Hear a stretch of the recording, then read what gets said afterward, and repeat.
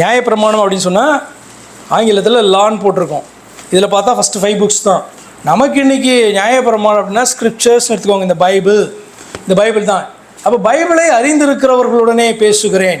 சகோதரரே, ஒரு மனுஷன் உயிரோடு இருக்கும் அளவும் நியாயப்பிரமாணம் அவனை ஆளுகிறது என்று அறியாமல் இருக்கிறீர்களா? இப்போ இந்த பூமியில் நீங்கள் வாழ்ந்து கொண்டு இருக்கிற வரைக்கும் தான் இந்த வேத வாக்கியங்களை அறிந்த உங்களை இந்த வேத வாக்கியம் பார்த்திங்கன்னா கட்டுப்படுத்திகிட்டு இருக்கோம், உங்களை ரூல் பண்ணிகிட்ருக்கோம். மரித்தாச்சு. ஒரு மனுஷன் தேவ மனுஷனாக வாழ்ந்து அவன் என்ன பண்ணான்?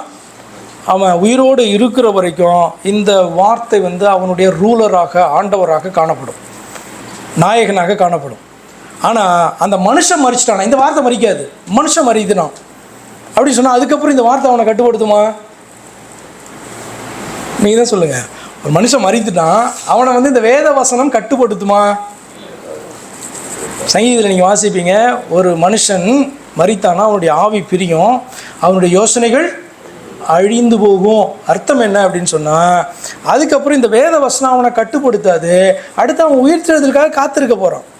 உயிர்த்தெழுந்திருக்கும் பொழுது பார்த்தீங்க அப்படின்னு சொன்னால் திரும்ப என்ன, இவன் உயிர்த்தெழுந்து விட்டபடினாலே முதல் உயிர்த்தெழுதலுக்கு பங்குள்ளவனாய் காணப்பட்டான். இந்த வேத வசனத்தின்படி விசுவாசித்து மறித்தவன் என்று அர்த்தம். இரண்டாவது உயிர்த்தெழுதலுக்கு பங்குள்ளவனாக எழுந்திருக்கிறான்னா அழிக்கப்பட போகிறான். அப்போ இந்த வேத வசனத்தை இன்று வாழ்ந்து கொண்டு இருக்கும்போது ஏற்றுக்கொள்ளாமல், நாயகனை அறியாமல் வாழ்ந்து விட்டு மறிக்கிற ஸ்திரீக்கு சமமாய் காணப்படுது. ஆனபடினால் உயிர்த்தெழுதலில் அவன் உயிர்த்தெழுந்தபடினாலே இந்த வசனம் அவனை நியாயம் தீர்க்கும். நியாயப்பிரமாணத்தை அறிந்தவர்களுடைய பேசுகிறேன். ஒரு மனுஷன் உயிரோடு இருக்கும் அளவும் நியாயப்பிரமாணம் அவனை ஆளுகிறது என்று அறியாமல், அவளுடைய புருஷனாக இருக்கிறான். அந்த ஆத்மாவுடைய புருஷன் அர்த்தம் நாயகன்.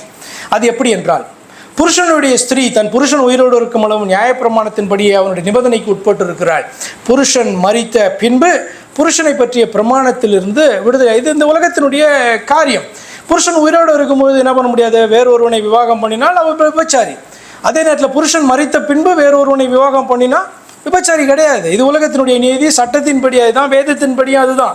சரி, அப்படி இருக்கும்போது 4ஆம் வசனம், அப்படி போல இதை வைத்து ஒரு காரியத்தை நான் கற்றுக் கொடுக்குறேன் அப்படின்னு சொல்கிறார். அப்படி போல என் சகோதரரே, நீங்கள் மரித்தோரிலிருந்து எழுந்த கிறிஸ்து என்னும் வேறொருடையவராகி தேவனுக்கென்று கனி கொடுக்கும்படி கிறிஸ்துவின் சரீரத்தினாலே நியாயப்பிரமாணத்துக்கு மரித்தவர்களானீர்கள்.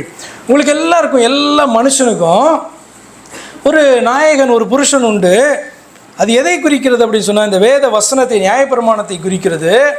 ஆனால் நீங்கள் இந்த வேத பிரமாணத்தை உண்மையாய் அறிந்தீர்கள் என்றால் இது யாரை காண்பித்து கொடுக்கிறது என்று சொன்னால், மெய்யான கிறிஸ்து யார், மெய்யான நாயகர் யார் என்பதை இந்த நிழல் காண்பித்து கொடுக்கிறது.